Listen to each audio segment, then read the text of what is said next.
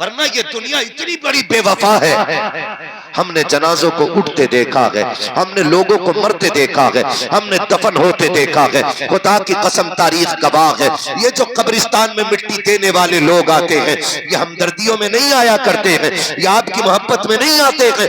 इनमें 50% से ऊपर इसलिए आते हैं किबला कि ये हमारे बाप के दफन में गया था, हमारे दादा के दफन में गया था, हम पर्दा उतारने के लिए आए हैं। और अगर जरा सी देर नमाज जनाजा को हो जाती है तो आवाजें आने लगती है, धूप तेज है जल्दी पढ़ाओ जी, खड़ा नहीं हुआ जा रहा है, जल्दी नमाज जनाजा पढ़ा दी जाए। यही लोग जो तुमसे मोहब्बत का दावा करते थे 5 मिनट तुम्हारे जनाजे के लिए धूप में खड़े होने को तैयार नहीं होंगे, 3 मिनट इनको करने लग जाते हैं। अगर इमाम इंतजार कर ले आने वालों का तब इनका दिमाग खराब होने लगता है। अरे ये तो वो लोग हैं जो जनाजों में कम से कम आके खड़े हो जाते हैं। और कितने तो ऐसे भी होते हैं जो दूर खड़े होकर के नमाज के होने का इंतजार करते हैं कि कब सलाम फिरे, हम मिट्टी डाल के अपने घर जाएं।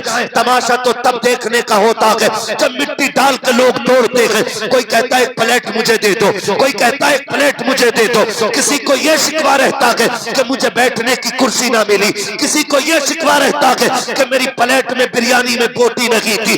इन बेवफा लोगों के लिए बिरयानियां बनवा रहे हो, खुदा का वास्ता दे के कहता हूं ऐसे काम कर जाओ कि तुम्हारा तीजा हो या ना हो, 40वां हो या ना हो, आपके लिए कोई हाथ उठाए या ना उठाए, इतनी नेकी खुद से कर जाओ कि तुम कब्र में लेटे हो और तुम्हारी नेकियों के सिले में कयामत तक तुम्हारी कब्र में सवाब का सिलसिला जारी रहेगा।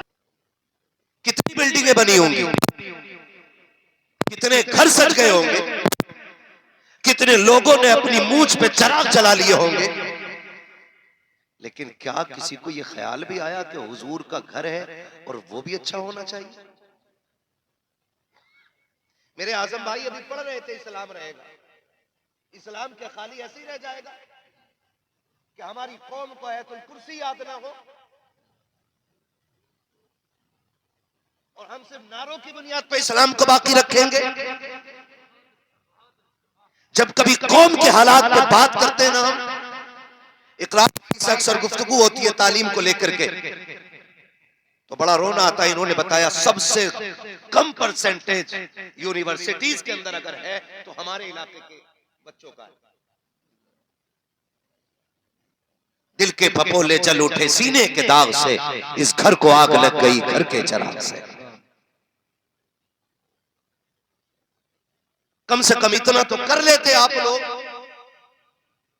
कि ये इदारा अगर पिछले 4 साल पहले 50 गज के अंदर था तो आज इसे 300 गज के अंदर ले आते। नहीं कर सकते थे इतना?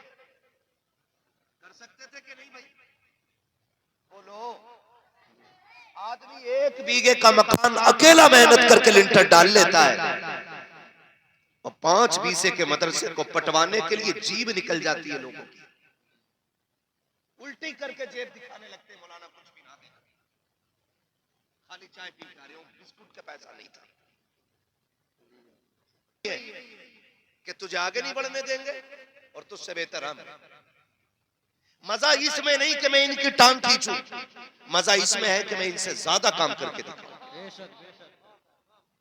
मैं इनसे ज्यादा काम करके दिखाऊं। अगर मुझे इनकी शक्ल अच्छी नहीं लगती है, इनकी अकल अच्छी नहीं लगती है, इनका काम अच्छा नहीं लगता है, तो इनकी टांग खींचने की जरूरत नहीं है। अल्लाह ने तौफीक दी है, अगर इन्होंने 2 कमरों का इदारा बनाया है, आप दारुल उलूम बना के दिखाओ, तब आपकी शख्सियत को तस्लीम किया जाएगा। अगर ये 10 बच्चों को पढ़ा रहे हैं, आप 50 को दीन दे के दिखाओ, आपकी शख्सियत को तस्लीम किया जाएगा। अब जमीन पे काम करने की जरूरत है, आपस में लड़ने की जरूरत नहीं है। सारी बातिल ताकत इकट्ठा होके आ गई है। हमारे कुरान पर एतराज, हमारी नमाजों पर एतराज, हमारी अजानों पर एतराज। अब ये झगड़े सिर्फ नारों से हल नहीं होंगे। अगर कोई मदरसे बंद करने की बात करता है, इतने कुरान पढ़ने पे बच्चे लगा दो कि दुनिया सर पीट के बैठ जाए कि कुरान को कैसे मिटाओगे। हर घर के अंदर कुरान के कारी नजर आ रहे। नारे तकबीर, नारे रिसालत, मसलके आला हजरत, नारे गौसियत, फैजाने सरकारे मदीना, मजहबे इस्लाम, अजमते कुरान, अल्लामा मुफ्ती हम्माद मियां साहिब किबला। नारे तकबीर। अपने बच्चों को पढ़ाएं, जज़ाकल्लाह, अपने बच्चों को पढ़ाएं, अपने बच्चों को दीन दें, अपने बच्चों को हुजूर के दीन का सिपाही बनाएं। आवाज कम ना करो भाई, इसकी एक को कम कर दो, आवाज कम ना करो। अपने बच्चों को हुजूर का दीन दें। हमारी बहुत बड़ी कमी है, मान लें इस बात को। अगर मैं बैठ के ये कह के चला जाऊं आप जन्नती हो, तो आप ना सुबह तक टांगे फैला के सोओगे कि मौलवी तो जन्नती कह के चला ही गया। जन्नत इतनी सस्ती होती तो बिलाल कोड़े ना खाते। जन्नत इतनी सस्ती होती तो करबला में 72 शहादतें नहीं होती। जन्नत अगर इतनी सस्ती होती तो हजरत जुनैरा की आंखें ना निकाली जाती।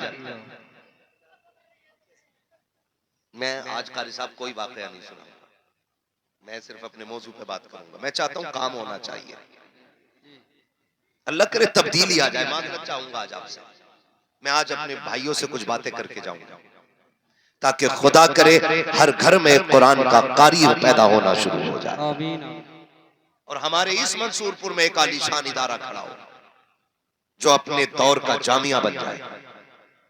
और मैं अपनी जमात के तमाम उलमा से हाथ जोड़ के गुजारिश करूंगा कि खुदारा हम अपनी सफों में इत्तेहाद पैदा कर लें। अपनी जमात के उलमा से भी कहूंगा कि हम अपनी सफों में इत्तेहाद पैदा करें, हम मोहब्बतें बांटें, हम प्यार बांटें। ये को भाई और कम करो इसका भाई। हम मोहब्बतें बांटें, प्यार बांटें और एक दूसरे के हाथ में हाथ दे के हुजूर के दीन को मजबूत करने की कोशिश की जाए। हुजूर के दीन को मजबूत करने की जरूरत है। कोशिश ये कीजिएगा कि नफरतें खत्म हो जाएं। बड़े बड़े लोग आपके मंसूरपुर में इल्म वाले रहते हैं, अल्लाह तमाम इल्म वालों को सलामत रखे। लेकिन मैं अहले सरवत से गुजारिश करूंगा, हम तीजे इसलिए करते हैं कि बख्शे जाएं, 10वें इसलिए करते हैं कि बख्शे जाएं, 40वां इसलिए करते हैं कि बख्शे जाएं।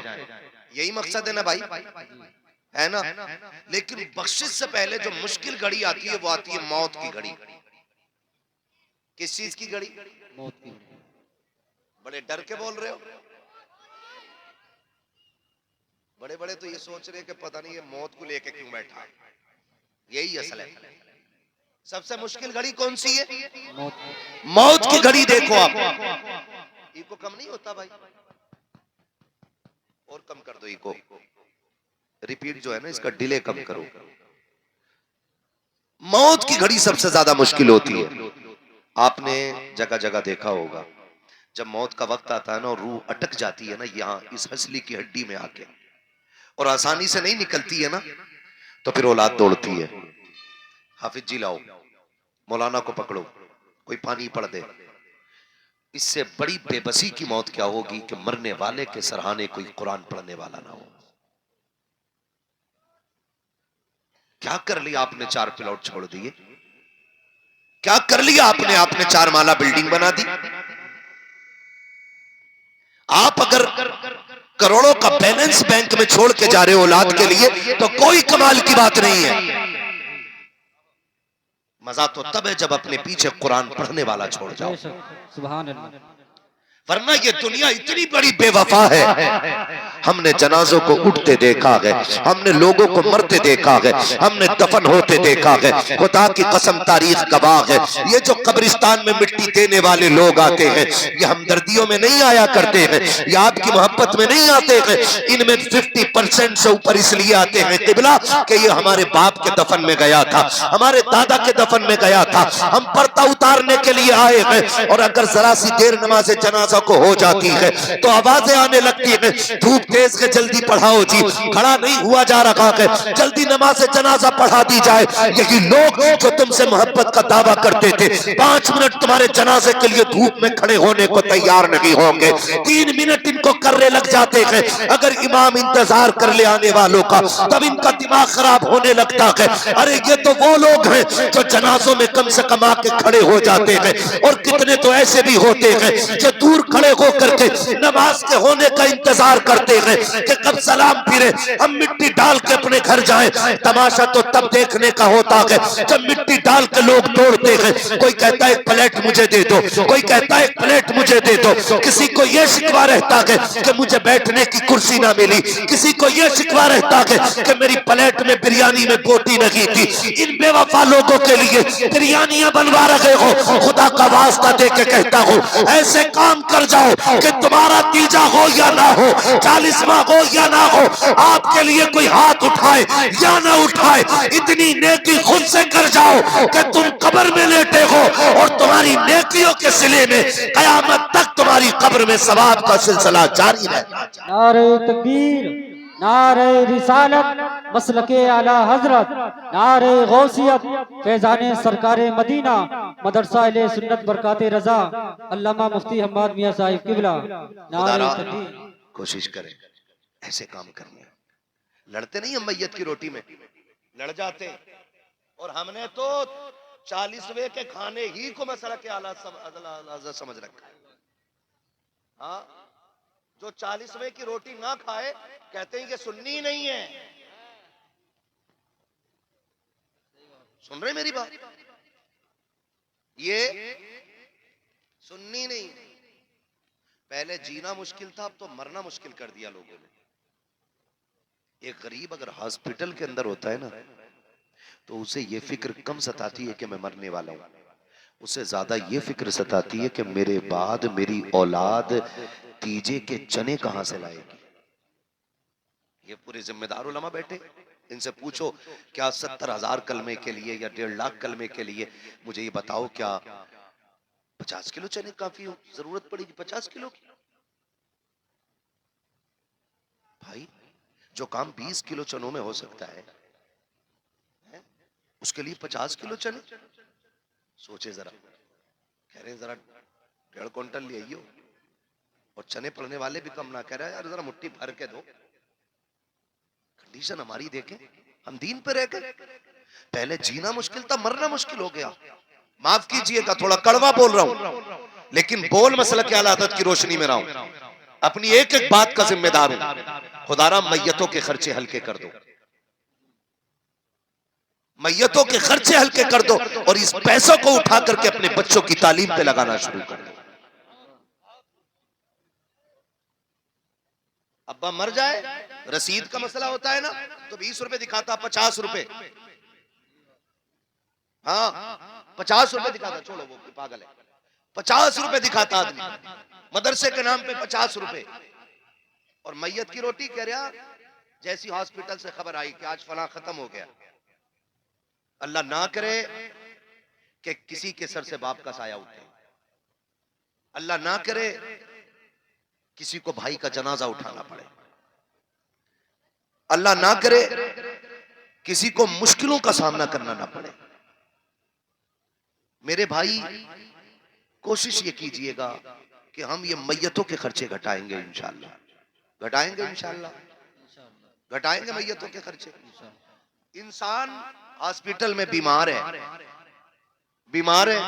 और बीमार बंदा हॉस्पिटल के अंदर है, वहां से अचानक खबर आई कि फला नहीं रहा। 4 अक्लमंद लोग बैठ के दरवाजे पे पता क्या कहते हैं, 4 लोग आके कहते हैं यार फला खत्म हो गया, बताओ बिरयानी बनवाओगे कि उड़द चावल बनने हैं? जब ये बात यतीम के सामने की जाती है ना, पता कर लो घर में चावल है कि मोल आने, समझे एक मरने वाले का दर्द क्या है। एक गरीब आदमी जब हॉस्पिटल में मरता है ना, तो पहले ही 50,000 के कर्जे में डूबा होता है वो। उन्हें फिक्र होती है कि ये जेवर बेच के जो हमने अब तक इलाज किया है, 50,000 हमने रिश्तेदारों से लिया था कि ठीक हो जाएंगे तो इनका कर्जा उतार दिया जाएगा। खुदा के वास्ते देखो तो सही होता क्या है, जब मरने की खबर आती है ना फला इंतकाल कर गया है, तो कुछ लोग कब्र खोदने में लग जाते हैं, कुछ खाने की फिक्र में लग जाते हैं। आपसे मैं इतना कहना चाहता हूँ, अगर आपको पता लग जाए ना कि किसी का इंतकाल हो गया है, आपको पता चल जाए कि कोई मर गया है, तो खुदा के वास्ते या तो खाना अपने घर आके खाइए या घर से खाना खा के जाइए, कोशिश कीजिएगा कि यतीमों पे बोझ कम हो, वरना यतीमी का दाग बड़ा दर्द देता है। उनसे पूछो जिन्होंने अपनों के जनाजे उठाए हैं, हमें बिरयानी की पड़ी रहती है, हम पूछते हैं कि छोटे का गोश्त पड़ना है बिरयानी में या बड़े का गोश्त पड़ना है बिरयानी में। उस यतीम से पूछो जिसके सर से आप आज बाप का साया उठ गया है, उस बेवा से पूछो जो पूरी जिंदगी अपने शोहर को याद करके रोती रहेगी, उससे पूछो कि अपनों की जुदाई का एहसास कितना रुलाएगा। खुदा का वास्ता दे के कहता हूं, मैयतों की रोटी कम कर दो। अगर हमें यह पता चल जाए कि फला गरीब दुनिया छोड़ के चला गया है, अपने पीछे यतीम जो छोड़ के गया है उनके ऊपर 10-20 हजार का कर्जा है, तो इतनी मेहरबानी कीजिएगा 150 रुपए जेब में डालो। डालने के बाद आओ मरने वाले के दरवाजे पे, पूछने की जरूरत नहीं पड़ती है कि यतीम कहाँ है। देखो जिसके मुंह में पानी डाला जा रहा है वो बेटी यतीम हो गई है, जिस बेटे को लोग गोद में लेके फिर रखे हैं आज उसके सर से बाप का साया चला गया है। जेब से निकाल 1500 रुपए यतीम की जेब में डाल दे। मैं नहीं जानता कि इस पैसे को देते हुए तुम्हें या मुझे क्या तकलीफ होगी, लेकिन खुदा की कसम जब बाप के दफन के बाद यतीम जेब से वो मदद के पैसे निकालेगा और वो एक बार मुस्कुराएगा, खुदा की कसम काबे वाला भी राजी हो जाएगा, मदीने वाला भी राजी। नारे तकबीर, नारे रिसालत, मसलके आला हजरत, नारे गौसियत। कोशिश कीजिएगा अपना काम ये करें कि हम कोशिश करेंगे कि हम शादी ब्याह के और मैयतों के नाजायज खर्चे खत्म करेंगे इंशाल्लाह। अपने बच्चों को कुरान पढ़ाइए, अपने इदारों को मजबूत कीजिए, अपने दीनी तालीमों को मजबूत कीजिए। इदारे हैं, कोशिश करें हम अपने बेटों को भी पढ़ाएंगे इंशाल्लाह, अपने बच्चों को कुरान पढ़ाएंगे इंशाल्लाह। कोशिश कीजिएगा। और मैं बच्चों से कहूंगा, मेरे सामने जो छोटे बच्चे बैठे, कोशिश करना मेरे बेटे तुम भी पढ़ोगे ना इंशाल्लाह। कोशिश कीजिएगा, हम सब पढ़ेंगे इंशाल्लाह, और इतना जरूर पढ़ेंगे कि बाप के मरने के बाद हमें फातिहा पढ़ने का टाइम मिल जाए। पढ़ेंगे इंशाल्लाह। कोशिश कीजिएगा हम लोग पढ़ें। और बेटे अगर हम मोबाइल चलाते तो कम चलाइएगा, इसलिए कि जब हम ज्यादा मोबाइल चलाएंगे, नहीं पढ़ेंगे, तो हमारा आने वाला कल बहुत खराब हो जाएगा। अगर स्कूल में पढ़ते हो, तालीम हासिल करते हो, तो मदरसे में, स्कूल में, जहां भी पढ़ते हो, पढ़ाई मेहनत से कीजिएगा इंशाल्लाह। करेंगे इंशाल्लाह। पढ़ेंगे बच्चे इंशाल्लाह। हाथ उठा के वादा करें बच्चे, माशाल्लाह। हाँ, जहां भी जाते हो, स्कूल जाते हो, मदरसे जाते हो, हमारे दीन को, तालीम को, हमारे लोगों को दीन और इस्लाम की जरूरत है, तो हम अपने बच्चों को दीन सिखाएं, मेहनत से पढ़ें।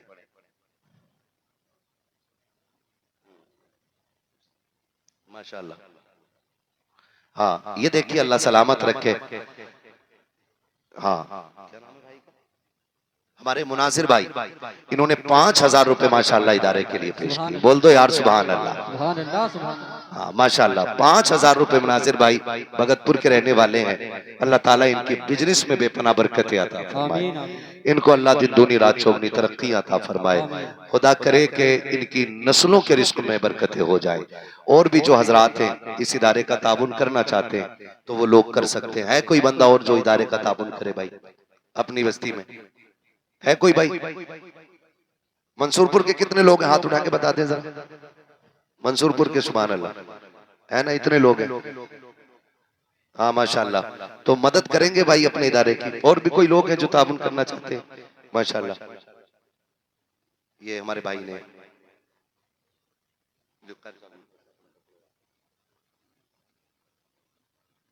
कोशिश कीजिएगा कि हम अपने इदारों को मजबूत करें, तालीम का इंतजाम बेहतर करें, ताकि हम मरे ना तो किसी हाफिज को ढूंढना ना पड़े, हमारा अपना बेटा हमारी चारपाई के पास कुरान पढ़ने वाला हो। करेंगे ना इंशाल्लाह। हाँ, अपने बच्चों को दीन देने की कोशिश करें। मैं हर भाई से गुजारिश करूंगा, मैं ये नहीं कहता कि डॉक्टर बनना गलत है, इंजीनियर बनना गलत है, सब कुछ बनिए, ये हमारा हक है, इसे हमको लेना चाहिए। ये नहीं कि भाई हम नहीं पढ़ेंगे, भाई हमारी तालीम नहीं, सारी तालीम हमारी है, सारी तालीम हमारी है, लेकिन साथ में कोशिश ये कीजिएगा कि हम दीन भी जरूर सीखेंगे इंशाल्लाह। अपने बच्चों को भी सही, लोग मरते हैं ना तो कोई कब्र पे फातिहा पढ़ने वाला नहीं मिलता है, 10वें की फातिहा होती है तो पकड़ के लोग लाने पड़ते हैं। अपना ही बेटा हो और अपनी कब्र पे खड़ा हो, रो के कहे अल्लाह मेरे बाप को बख्श दे, खुदा की कसम तो जब वो रो के कहता खुदा की रहमत नाजिल होना शुरू हो जाती है। और अपनों के लिए जितना अपना दर्द के साथ दुआ कर सकता है ना, उतना कोई और नहीं कर सकता है। इसलिए मेरे भाई, हम खुद भी पढ़ें और अपने बच्चों को भी दीन दें। असल जो है ना, वो दीन ही है। असल क्या है? दीन ही है। तो हम दीन की तरफ आगे बढ़ें, अपने इस इदारों को मजबूत करें और कोशिश करें कि ये एक नहीं, मंसूरपुर में 3-4 इदारे कायम होने चाहिए कि भी नहीं, ताकि हमारे बच्चों को तालीम मिले, हमारे बच्चों को इल्म दीन मिले। वरना बड़े रोते हुए लोग देखे हमने, बड़े रोते हुए लोग देखे। हम सब कुछ बख्शिश के लिए करते, ये चाहते कि हम बख्शे जाएं, इसलिए 30-40वें की फाता होती है। आपने एक बेटा अगर हाफिज कुरान बना दिया, वो जब तक कुरान पढ़ेगा या पढ़ाएगा या उसके शागिर्द कुरान पढ़ेंगे या पढ़ाएंगे, उसका सवाब आपके मरने के बाद भी आपकी कब्र में आता रहेगा। अच्छा, अगर कोई मर जाए तो सबसे बेहतर तरीका तो मैं ये समझता हूँ, सबसे बेहतर तरीका ये कि अगर हमारे घर में कोई मर जाए ना, तो हम एक काम करते हैं, बाजार जाते हैं और डायरेक्ट ना पेटी का हदिया कराते हैं और मस्जिद में लाके रख देते हैं। इतनी पेटियां हो गई कि मुसल्ले तक पेटियां आ गई और पढ़ने वाला कोई नहीं है। पारों को, उन्हें दीमक लग गई पारों को, है ना। तो कोशिश ये करें, अगर किसी को चाहिए ना कि हम बख्शवाएं अपने वालों को, तो अगर बाप का इंतकाल हो तो मदरसे में आए, मस्जिद में आए। ऐसी जगह पे आने के बाद कारी साहब से कहें कि वो जगह बताओ जहां कुरान वाले बैठ के पढ़ते हैं। अगर गर्मी में पढ़ते तो वहां पंखा लगवा दीजिए। अगर गर्म पानी पीते तो एक फ्रिज का इंतजाम आप कर दें। नीचे बैठ के पढ़ते हैं तो एक दरी आप बिछवा दें उनके लिए, कालीन। अगर आपके दिए हुए पैसे से किसी कुरान वाले की मदद हो गई ना, तो वो जब तक कुरान पढ़ता रहेगा उसका सवाब तब तक आपकी कब्र में आता रहेगा। सुभान अल्लाह। इसलिए कोशिश करें ये नेक काम हम खुद से करेंगे, अपने हाथ से इंशाअल्लाह करेंगे ना, इंशाअल्लाह अपने हाथ से कीजिएगा। कोई किसी का नहीं होता है, हमें अपने हाथ से करना जो भी करना है। इसलिए अपने मरने का इंतजाम हम खुद करें और बख्शिश का इंतजाम भी हम खुद करें। मैं ये नहीं कहता कि सिर्फ इन्हीं का एक इदारा हो, मैं तो कहता हूँ इस मंसूरपुर में 2-3 इदारे होने चाहिए। काफी बड़ा गांव है ना, काफी उधर भी काफी लंबी बस्ती है, तो एक इदारा इधर भी हो उधर भी हो, ताकि हमारे ज्यादा से ज्यादा बच्चे दीन हासिल कर पाए और हमारे बच्चों को शरीयत का इल्म हो जाए, हम हराम हलाल की तमीज करने लगे और हम मरें तो बेबसी की मौत ना मरें, हम खुश नसीबी के साथ दुनिया से जाएं कि हमारे बच्चे हमारे जनाजे पढ़ाने वाले हों, हमारे बच्चे हमारी कब्र पे कुरान पढ़ने वाले हों और हमारे बच्चे हमारे लिए रातों में उठ के दुआएं करने वाले हों। ये दीन बड़ी मुश्किल से हम तक आया है, इतनी आसानी से नहीं आया जितना हम समझते हैं। बड़ी बड़ी कुर्बानियां लगी हैं दीन के लिए। सहाबा इकराम ने घर की दौलतें लगाई हैं। मेरे नबी ने ऐलान किया, सहाबा मुझे आज दौलत की जरूरत है, दीन के लिए चंदे की जरूरत है, दें। तो जिसके पास जो था ले लेकर के आए। जानते हो हजरत उमर ने अपनी सारी दौलत इकट्ठा करके ना उसके 2 हिस्से किए, 2 हिस्से उसके किए सारी दौलत के, और आधा अपने घर छोड़ा, आधा हुजूर की बारगाह में लेके आए। और थोड़ी देर के बाद देखा तो अबू बकर सिद्दीक सारा ही माल लेकर के हुजूर की बारगाह में आ गए, सारा माल लेकर के आ गए। हुजूर ने पूछा घर क्या छोड़ा? कहते हैं अल्लाह और उसके रसूल का सहारा छोड़ के आया। सुभान अल्लाह। तो दीन के लिए जब जब जरूरत पड़ी है, सहाबा इकराम ने सारी दौलत लगा दी है। लोगों ने जान की कुर्बानियां पेश की हैं, लोगों ने माल की कुर्बानियां पेश की है। हम भी ये जज्बा पैदा करें कि इंशाअल्लाह जान माल की कुर्बानी पेश करेंगे अपने इदारों को, वादा करते हैं इंशाअल्लाह। जब हमारे बच्चे पढ़े लिखे होंगे तो उन्हें बाप की कदर मालूम होगी, बाप का एहतराम पता होगा, उन्हें रिश्तों की कदर मालूम होगी। माँ क्या होती है, माँ कौन होती है, ये मदरसों में बताया जाता है, ताकि हमारे बच्चे बाप का, रिश्तों का, नस्ल का, इन चीजों का लिहाज करने वाले हो। इसलिए मेरी आपसे गुजारिश है, अपने बच्चों को पढ़ा लीजिएगा ताकि हमारे बच्चों को दीन के बारे में पूरी पूरी जानकारी हो जाए।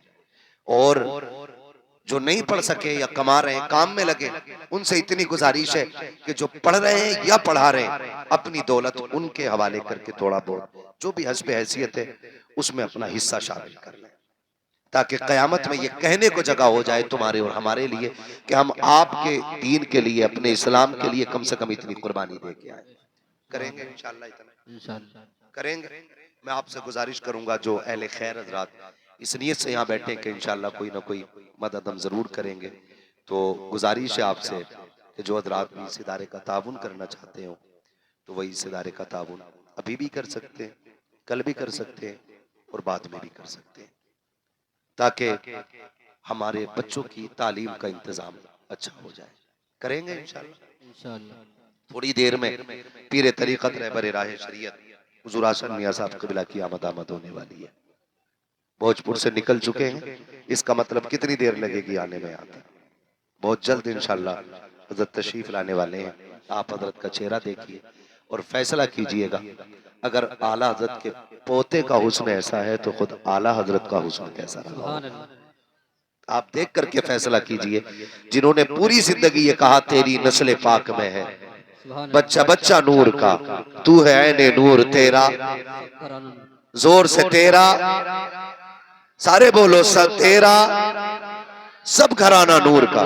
आप देखें अल्लाह ने उनके घराने को कितना नूर अता फरमाया है।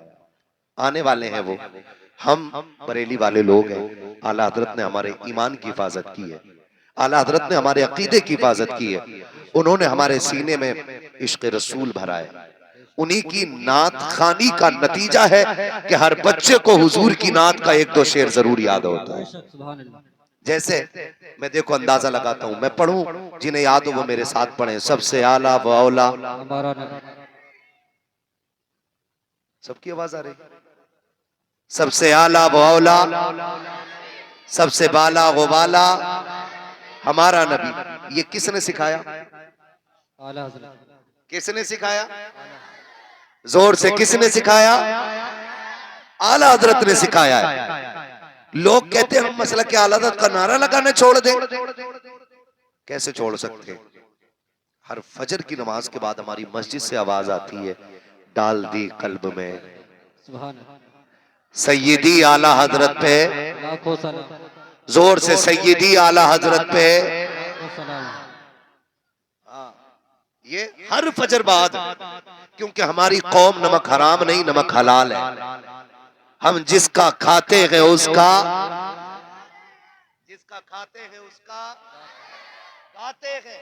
जब तक जिंदा रहेंगे मसला के आला हजरत अपनी ताकत के साथ लगाते रहेंगे। मैं लगाऊंगा एक नारा, जवाब मिलेगा ना? इश्क मोहब्बत, इश्क मोहब्बत। आला हज़रत, आला हज़रत। पीछे वाले भी बरेलवी हैं।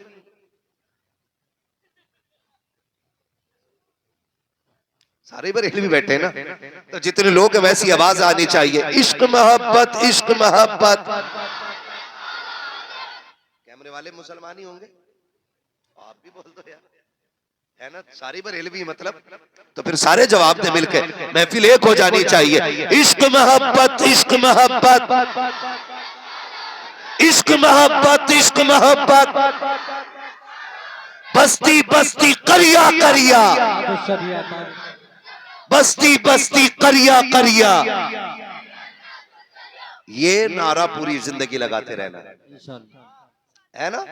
कोई जले या मरे, कोई जले या मरे, ये नारा, ये नारा, जोर से ये नारा। और जवानों से कहूंगा अपनी आने वाली नस्लों को ये बता देना, मोहताज होके मर जाना, गरीब होके मर जाना, आला हजरत से बगावत करके नहीं मरना है। ठीक है ना जी? आला हजरत फरमाते हैं हश्र तक लहरा, कब्र में लहराएंगे ता हश्र चश्मे नूर के, जलवा फरमा होगी जब तलत रसूलुल्लाह की। आला हजरत ने ना, कोई लोग जो लड़ा देते हैं ना, कहते हैं जी आला हजरत ने जो है ना काफिर बनाए लोग और बड़े सख्त थे। मैं कहता हूं अगर आला हजरत को पढ़ो तो समझ में आता है। आला हजरत अपने वक्त के सबसे बड़े सूफी को कहा जाता है। हाँ, अपने वक्त के गजाली को इमाम अहमद रजा कहा जाता है, अपने वक्त के जामी को इमाम अहमद रजा कहा जाता है। उनकी तारीख पढ़े ना तो कितनी कितनी सॉफ्ट तबीयत, नॉर्म, कितनी नर्म तबीयत थी आला हजरत की। सरकार आला हजरत बैठे हुए और आला हजरत के एक शागिर्द जिनका नाम अल्लामा जफरुद्दीन बिहारी रहमतुल्लाह तआला अलैह, ये बैठे हुए थे आला हजरत के साथ। सुने आला हजरत कौन है? किधर जा रहे हो खान साहब? हजरत आ गए, बैठे रहिएगा, हजरत आने वाले हैं इंशाल्लाह। तो बहुत नर्म तबीयत थी। आला हजरत बैठे हुए थे और अल्लामा जफरुद्दीन बिहारी रहमतुल्लाह ताला अलैह, मलिकुल उलमा जिनको कहा जाता, वो बैठे हुए थे। एक बच्चा आया, सुने जरा, तवज्जो करें, तवज्जो, आराम से बैठे, कोई नहीं।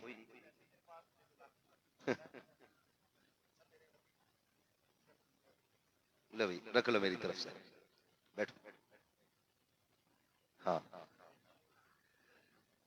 बात पूरी कर लूं मैं, अभी थके तो नहीं है ना? जो नहीं थके वो बोले या रसूल अल्लाह। तो मैं बता रहा हूं आला हजरत कौन है हमारे और कैसे हैं आला हजरत। बच्चों याद करना ये बात, जब कोई आके कहे ना बड़ा सख्त थे, तो ये बात आपको बतानी है उसको। बैठे हुए अल्लामा जफरुद्दीन बिहारी रहमतुल्लाह ताला अलैह, माशाअल्लाह। एक बहन आलम जहां खातून, उन्होंने 500 रुपए मदरसे के लिए पेश किए हैं, जो मंडइयों की रहने वाली है। अल्लाह ताला उन बहन के भी नजराने को कबूल फरमाए। हाँ जी, उम्मीद है भाई भी कोई ना कोई होगा जो 1500 रुपए देगा, है ना? तवज्जो है सारे लोगों की, इधर देखें, मैं आला हज़रत बता रहा हूं। बैठे हुए, अचानक एक बच्चा आया आला हज़रत की बारगाह में और आके कहता, बड़े मौलाना साहब। कहा जी कि हमारे घर दावत है आपकी। तो आला हज़रत ने फरमाया, बेटे घर में कोई बड़ा नहीं है, तुझे भेजा गया। बच्चे ने कहा, जी मैं यतीम हूं, मेरे सर पे बाप का साया नहीं है। आला हज़रत की आंखें भीग गई, फरमाने लगे, बेटे तेरी दावत कबूल है। आपने मुस्कुरा के पूछा, खिलाओगे क्या बेटे? उसकी गोद में ना चने का साग था। उसने कहा, जी इसकी भुज्जी बनेगी और रोटी बन जाएगी।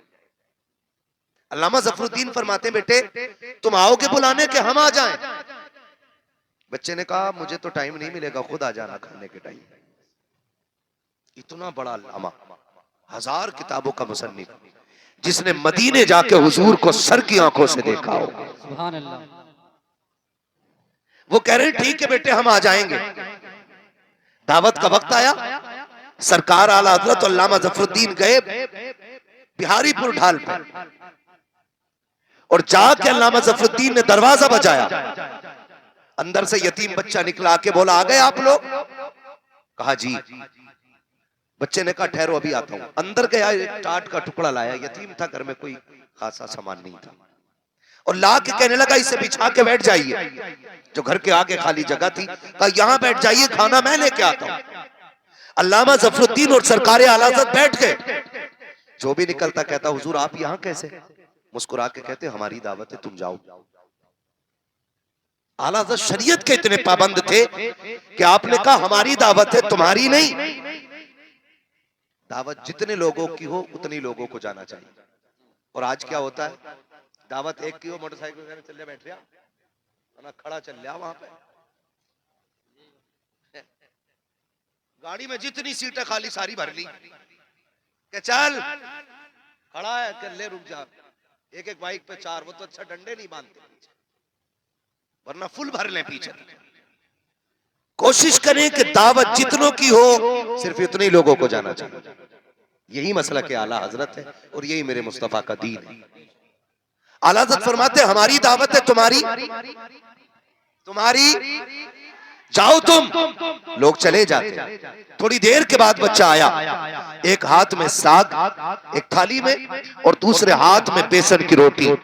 और जब लेकर के आया ना बेसन की रोटी, सरकारे आला हज़रत बैठे हुए, पढ़े आला हज़रत को, जो आला हज़रत में भोगते हैं या आला हज़रत को नहीं मानते हैं। तारीख ये भी देखी आला हज़रत की, जिन्हें लोग सख्त कहते हैं, वो इतने नर्म दिल थे। जब भी कोई आता, खुदा की कसम दे के तो सही, आगे साग रखा है, बेसन की रोटी रखी है, जबकि ये जिंदगी के आखिरी अय्याम है सरकार आला हज़रत की हयात के। डॉक्टर ने ये कह दिया था, आप चपाती रोटी खा सकते हैं, वो भी आधी या आधी से थोड़ी ज्यादा। चपाती कहते हैं गेहूं की छोटी फूली हुई रोटी को, जो बहुत पतली रोटी होती है। डॉक्टरों ने तो मना कर दिया था कि चपाती रोटी के अलावा आप कुछ नहीं खा सकते हैं, लेकिन अल्लामा जफरुद्दीन बैठे हुए हैं, सरकार आला हज़रत ने खाना शुरू किया है, आप खाते जा रहे हैं। अल्लामा जफरुद्दीन देख रहे रहे हैं कि इतनी सख्त रोटी, आप पूरी रोटी खा चुके। अल्लामा ज़फरुद्दीन ने कहा था मेरे सरकार तेरे कदमों पे कुर्बान जाओ, आप एक लुकमा खा लेते तब भी दावत का हक अदा हो जाता। आप एक लुकमा खा करके या दो लुकमे खा लेते, तीन लुकमे खा लेते, दावत का हक अदा हो जाता। सरकार अच्छी तरह जानते हो कि ये जो रोटी रखी हुई है ये आपके लिए जहर कातिल से कम नहीं है। आपके लिए मना कर दिया गया है सख्त खाना खाने के लिए। आप ये रोटी क्यों खा रहे हैं? आप ये रोटी क्यों खा रहे हैं? किससे कह के जा रहे हो?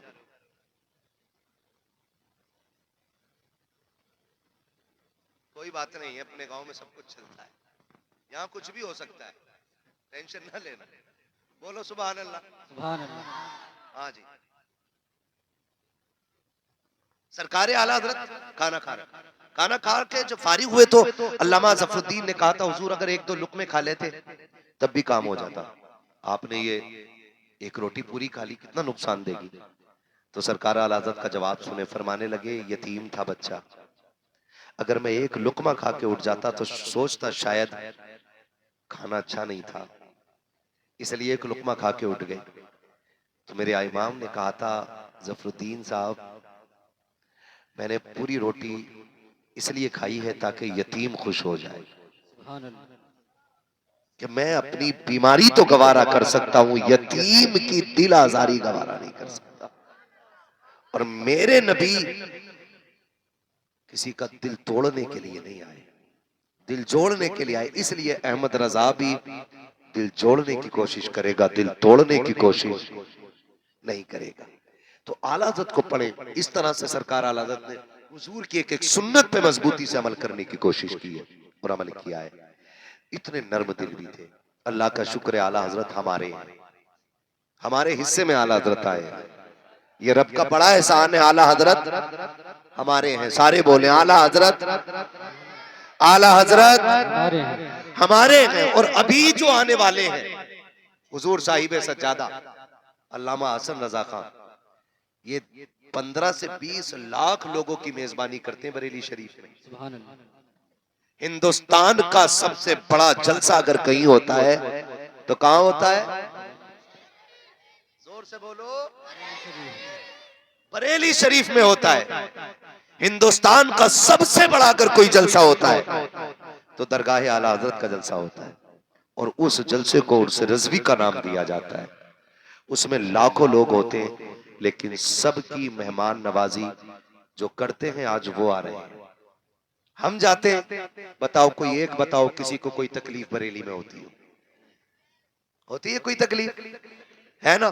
कोने कोने पे लंगर चल रहा है, कोई दूध पिला रहा है, कोई खाना खिला रहा है, कोई बिरयानी, कोई कोरमा, कोई रोटी। वहां खाने वाले कम पड़ जाते हैं, खिलाने वालों की कमी नहीं रहती है। ये बरेली शरीफ की खासियत है। और ये सब हुजूर साहिब सज्जादा के ज़ेरे एहतमाम होता है। वो आ रहे हैं, वो हमारी मेजबानी करके दिखाते हैं, हम उनकी मेजबानी करके दिखाएंगे इंशाअल्लाह। करेंगे ना इंशाअल्लाह। इंशाअल्लाह। वो आए तो उन्हें कोई तकलीफ नहीं देनी है, उन्हें रास्ता दे देना है, क्योंकि आने वाला आम बंदा नहीं, आला हज़रत का शहजादा आ रहा है। हमारी ये मरकजी शख्सियत तशरीफ ला रही है। हुजूर साहिब सज्जादा आने वाले, हम बताएंगे कि आप जितना प्यार हमसे करते हो, आपसे ज्यादा प्यार हम आपसे करते हैं, है ना? आप देखेंगे निहायत शरीफ, सूफी बासफा, संजीदा मिजाज, चमक दमक से बिल्कुल अलग, एक सादा से कपड़ों में आने वाला बड़ा शहजादा, सादा सा लिबास, सादा सी आप देखेंगे या तो टोपी होगी या सफेदा मामा होगा। इसी लिबास में पूरे हिंदुस्तान में मसलक के आला हज़रत को आम करने वाला शहजादा हुजूर हसन मियां की शक्ल में आने वाला है। मेरी बात मुकम्मल हुई। फरमाया गया लक़द कान लकुम फ़ी रसूलिल्लाहि उस्वतुन हसना, मेरे महबूब की जिंदगी आपके लिए बेहतरीन नमूना है। मैं कैमरे वालों से कहूंगा सारे अपने कैमरे बंद कर लो। हुजूर हसन मियां तशरीफ लाने वाले हैं, सारे बिल्कुल हटा दें भाई, फौरन हटा दें, लाइव वाइव सारा बंद कर दें। आप मान जाओ जब आपसे कहा जा रहा है तो सारे लोग बंद कर दो।